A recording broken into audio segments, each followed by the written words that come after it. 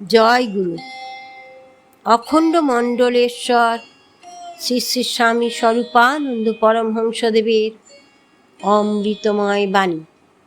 অধ্যয়নে মন বসাইবার উপায়। একজন ছাত্র শ্রী শ্রীর বাবামুনির নিকট আসিয়া প্রশ্ন করিল অধ্যয়নে মন বসাইবার উপায় সম্পর্কে। শ্রী শ্রী বাবামুনি বলিলেন, পড়তে মন বসে না, এই তো? এটা একটা সমস্যাই নয়।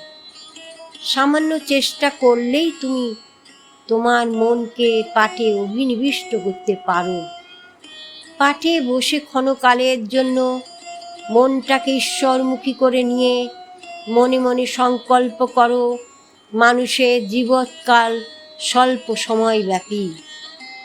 এই সময়টুকুর মধ্যে আমাকে অনেক মহৎ কাজ করে যেতে হবে। আমার পাঠ্য জীবন আরও স্বল্পতর কালের। এই সামান্য সময়টুকুর মধ্যে আমাকে গভীর জ্ঞান আহরণ করতে হবে, কারণ জ্ঞানই শক্তি।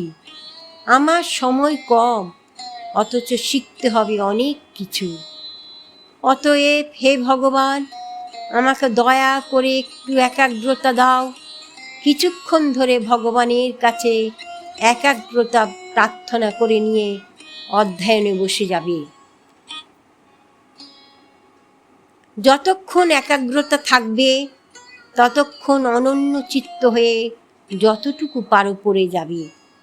প্রত্যাহ 2 বেলা এইভাবে করতে করতে মাসেক কাল পরে দেখতে পাবে যে তোমার ভিতরের মন দিয়ে পড়ার একটা আশ্চর্য শক্তির জন্মলাভ ঘটেছে। শুধু আমার মুখের উপদেশ শুনে ঘরে চলে গেলেই হবে না। ঘরে গিয়ে আমার কথা মতো 1 মাস কাজ করে দেখো, দেখবে আশ্চর্য প্রত্যক্ষ এক ফল তুমি দেখতে পাবেই পাবে। ওম শান্তি।